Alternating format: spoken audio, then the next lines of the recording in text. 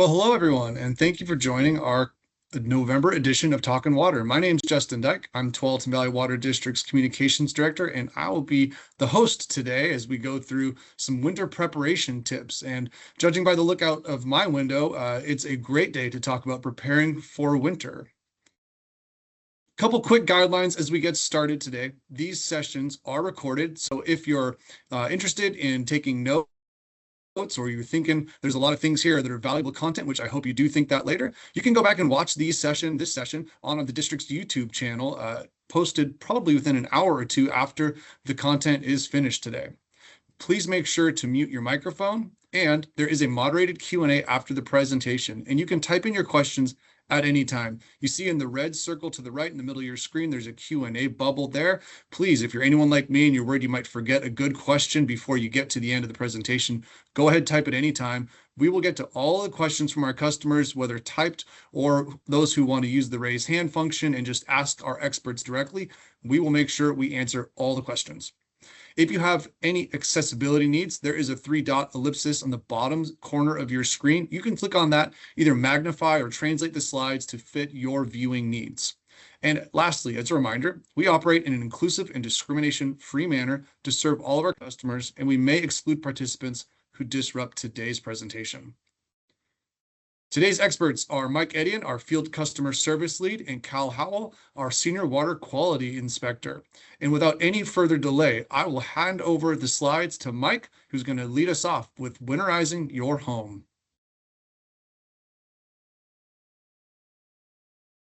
All righty. Thank you, Justin, for that warm welcome. Hopefully everyone can hear me okay.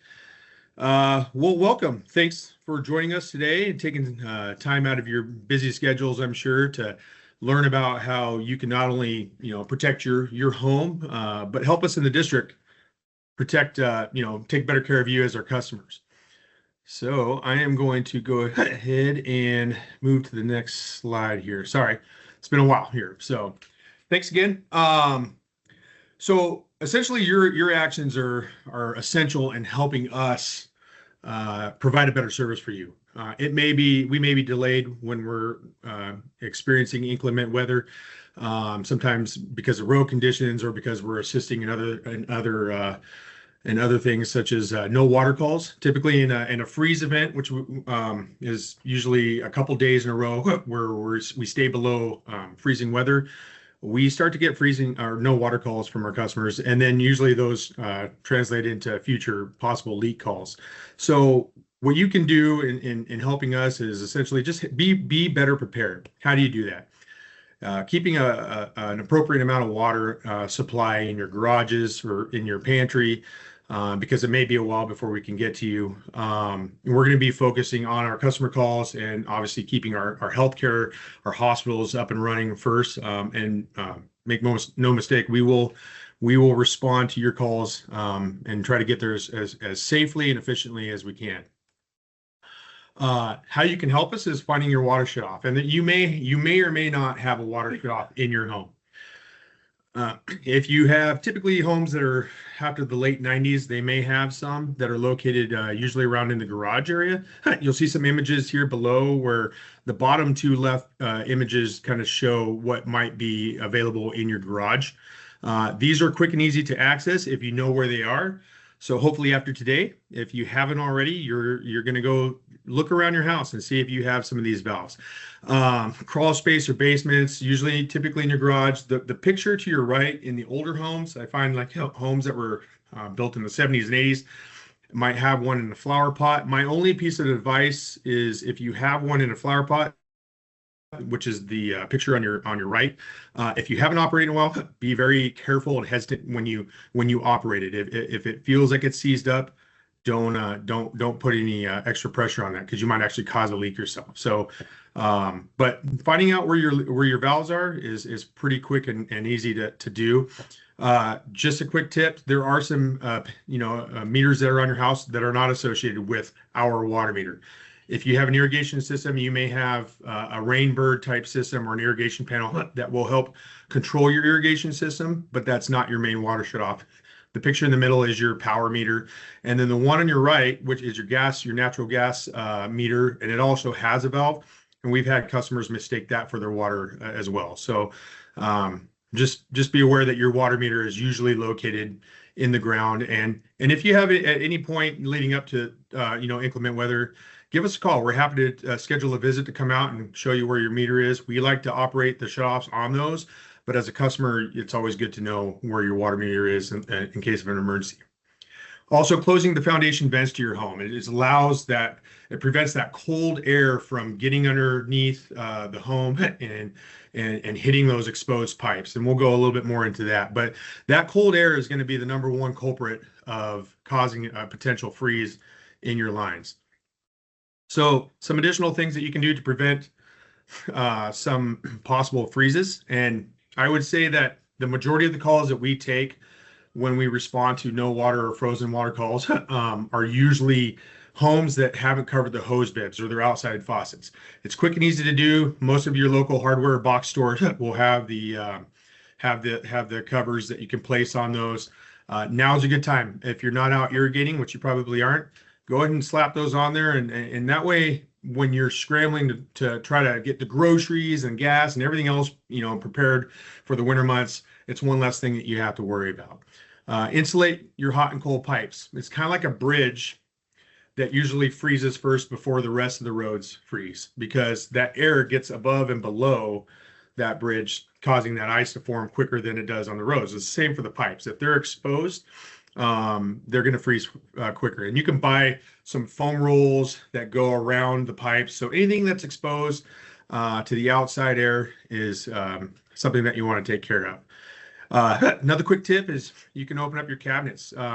This is something I would reserve for more of the colder weather, but assuming you don't have little children, small children, or some pets that may get into those faucets that sit near exterior walls, like typically a kitchen will do, those are susceptible to freezing as well. Opening up your cabinets from your home allows that warmer air to get in there and sort of expose itself to those pipes to help prevent them from freezing. And again, if you're leaving your house, if you're snowbirding, you leave your house, just leave the heat on in your home. It doesn't have to be balmy and humid. It's just something that's above 55 degrees. Just keep the house adequate enough to help it further prevent it from freezing those pipes. Flushing the toilet once to drain the tank. So if you are a snowbird, or if you are going to be away for an extended period of time in the winter months, and you want to shut your water off, one key tip would be flush all the toilets once. What that does is it creates a little bit of a space in the lines in your water. So you flush it, it creates a little bit of a void, and when water freezes, it expands. And in the event that you do have a pipe that's a little bit exposed to the elements while you're gone, it freezes. It's more likely to move the water into that void as opposed to possibly creating a crack in the pipe. And when you get home and we turn the water on, unfortunately there's a leak. So, and then lastly, be a good neighbor. Talk to your neighbors. If you think if your neighbor says they're going to be out of town for a while, it's always good to have friendly neighbors to keep an eye on things for you. I think I covered a lot about what we do when we do, how to prevent frozen pipes. But in the event that you do have a frozen pipe, give us a call. We're happy to come out. TBWD can't go in your house and do any investigation, but we are happy to sort of troubleshoot for you and let you know if we think you have a frozen pipe that's blocking the entirety of the water going in your home, or if it might be just isolated. So we can provide some of that guidance to you. Never use an open flame to unthaw a pipe. If you realize that there is one thawed, usually hot air, like a blow dryer, is typically the best method. An open flame can cause fires, and we don't want that.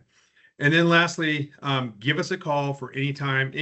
If we have an inclement weather event that's leading up to something that's going to cause freezing pipes, burst pipes, give us a call.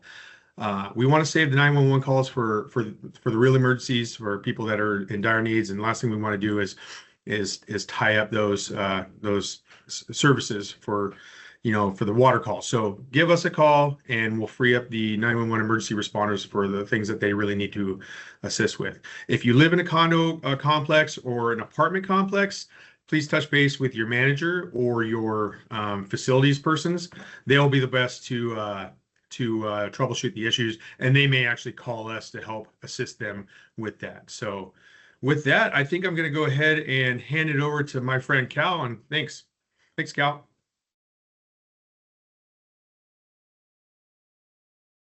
Awesome. Yeah, thank you, Mike. All right. So in this next section, we'll cover how to properly winterize your irrigation system. When shutting down your system for the season, some water will typically remain in the pipes. And if it's not drained out correctly, the residual water can freeze and cause damage to the piping and other components. So in the following slides, we'll walk through practical tips and methods for manually draining your irrigation system to prevent any freeze damage. Some tools that would be helpful for accomplishing this, a small flathead screwdriver. This will be used for operating the backflow assembly test ports, which we'll cover in more detail here shortly. A large flathead screwdriver will be handy for opening valve boxes and clearing out cobwebs and debris from some of the valve boxes. A hand spade or a little shovel. This may be necessary as dirt and mud does often accumulate in your backflow and solenoid valve boxes, which you may then need to dig out, excavate a little bit to reveal some of those buried valves. That center picture there, the two little forked ends and the triangle handle, that is called a valve key. And some valves require this specialty tool for operation, which we'll also cover here in just a little bit. Flashlights, headlamp, hand flashlight. Some of the boxes are a foot or so deep, so you might need some extra lighting in there. And then last but definitely not least, kneeling pad for saving your knees, as you'll definitely be down on your knees reaching into these valve boxes to operate some things. And then of course, maybe a set of gloves as well. Okay, so first thing that you want to do is find your irrigation isolation valve. Sometimes they are located in their own separate cylinder style container called a valve can, which you can see in the photos above. It's usually located somewhere between your water meter and your backflow assembly. Most of the time, however, it's even closer to your backflow assembly, like you can see on the picture on the left-hand side there. Once looking inside, you'll notice there could be a few different types of shutoff valves, like the picture on the right. So yours might not look exactly the same as what we'll cover here in the presentation, but most likely very similar. Once you've found it, you want to go ahead and turn that into the off position, and that should shut water off just to your sprinkler system, not to your home.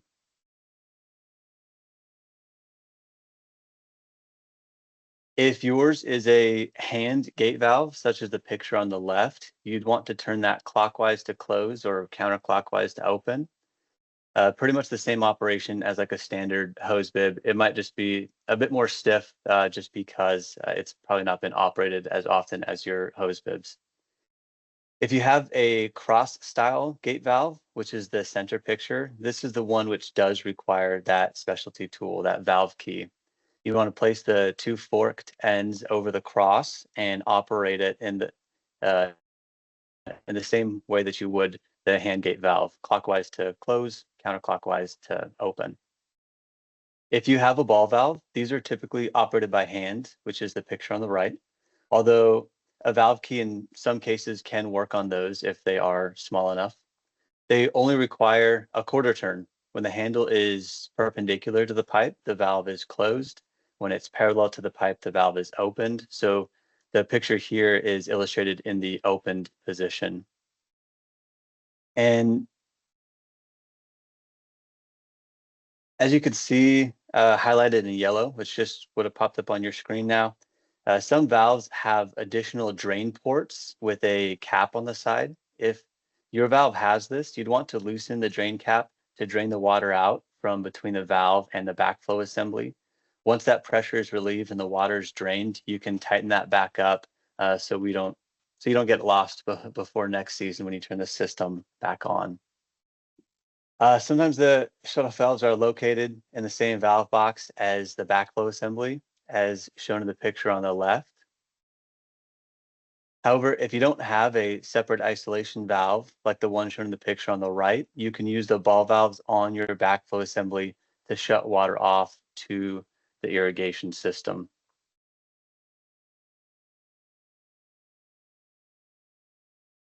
Okay, so once the irrigation isolation valve is in the off position, the next step is to locate and open your drain valve. This valve allows the water between your backflow assembly and the irrigation solenoid valves to drain out. The rest of the irrigation system, it'll start to passively drain through the sprinkler heads. However, if your system does have additional drain valves downstream of each zone, opening those will speed up the process and help drain the piping even more completely. A lot of systems don't have those extra ones, but just in case yours does, I wanted to mention that. Drain valves are usually the same type as we covered earlier, so they could be the hand or the cross style gate valves or ball valves. Okay, now on to winterizing your backflow preventer. There's actually up to 5 different types of backflow preventers, which could be installed on your irrigation system. However, in Oregon, and specifically here in the district, these are the 3 most common types. On the left is the pressure vacuum breaker, the PVB. This is always installed above grade, never down in a valve box. The center picture is a double check valve assembly. And this is the one that's typically in the ground in a valve box. And this is like probably 95% of residential irrigation systems will have this particular one. So this is more than likely what you would have. And then the picture on the right, you'll see a series of these atmospheric vacuum breakers, which are always above grade, and they are a non-testable device, which somewhat common, but we're going to stick to the double check as using it as our example. All backflow preventers, no matter the type, they're designed with one essential purpose, which is to protect your drinking water and the community's drinking water from contamination. In this application, the contaminated water, which is within your irrigation system. So the next slides will use the double check to illustrate the operation of the assembly's shutoffs and test ports to properly drain it out. On this slide here, you'll see the green handled valves. These are the shutoffs, and yours might be blue, green, red, or even just metal in some cases. When they are parallel with the backflow assembly, it means they are fully opened, and when they are perpendicular, they are fully closed. Similar with the test ports, when the screwdriver slot, as you can see a flathead screwdriver slot there on the left, when it is parallel with the test port, they are fully open, and when perpendicular, it is fully closed. Ideally, you'll want to open all 4 of the test ports and leave both of the shutoff valves at a 45-degree angle, like we see in the center picture.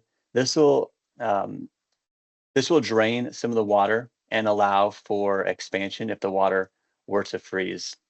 However, if you don't have a main isolation valve and you have to use the backflow assembly as the shutoff to your irrigation system, you'll actually need to leave both the test port 1 and the shutoff valve 1 completely closed and only open test ports 2, 3, and 4. And we could provide this picture to anybody that wants to just have it on hand as a reference. Here's a common but severe consequence of letting a closed ball valve freeze. When water trapped inside the valve freezes, the water expands, and since water is not compressible, it has nowhere to go, so it ends up blowing out the side of the valve, which is often the weak point of that valve. And then when that valve is operated, when the system's turned back on, there's going to be water shooting out of that split in the backflow shutoff. Just a few additional tips. If your sprinkler heads have check valves in them, you may want to take the additional step to pull up on that sprinkler, ideally the one that's at the low point of your sprinkler system, and extend what's called the pop-up body, that piece that pops up to spray water out the end. And this will allow water to drain out by manually lifting that component. If you have Rainbird sprinklers and there's a marking with an SAM on it, this indicates that you do have check valves, as it represents what's called seal-o-matic.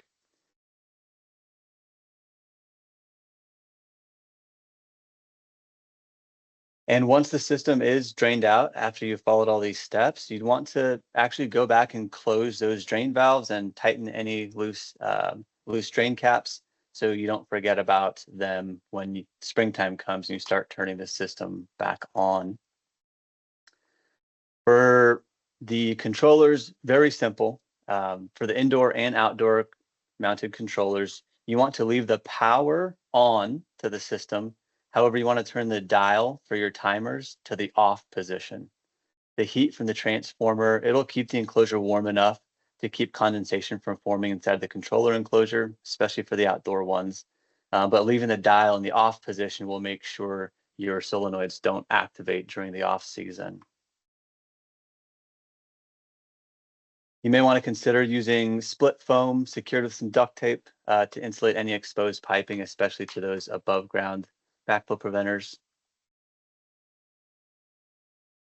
And as far as for those of you that may have weather stations or rain sensors, these sensors require very little preparation.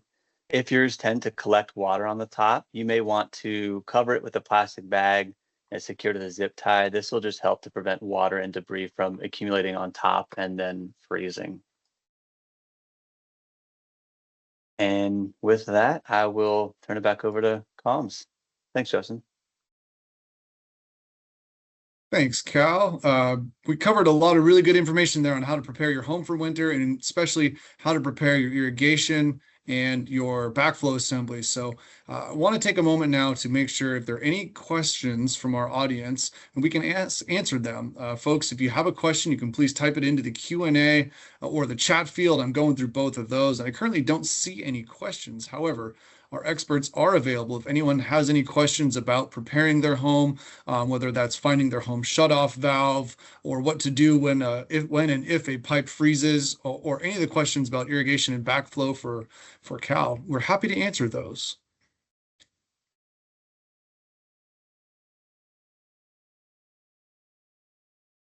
Okay, not hearing any questions. Well, I want to thank everyone for spending a little bit of time today in the middle of your busy week, in the middle of a likely busy day. Really appreciate it from our customers that were able to attend today. This video will be on YouTube for the TVWD YouTube channel, I should say, later this afternoon, so you can review it again as you go around your home, hopefully looking for that home shutoff valve and looking for those sprinkler controllers and making sure you're setting your irrigation, your backflow to winter mode, as I'd like to call it. And if you have any questions, we're always available at 503-848-3000. And thank you again to our experts today. And we appreciate everyone for joining us for the November edition of Talkin' Water. Thank you.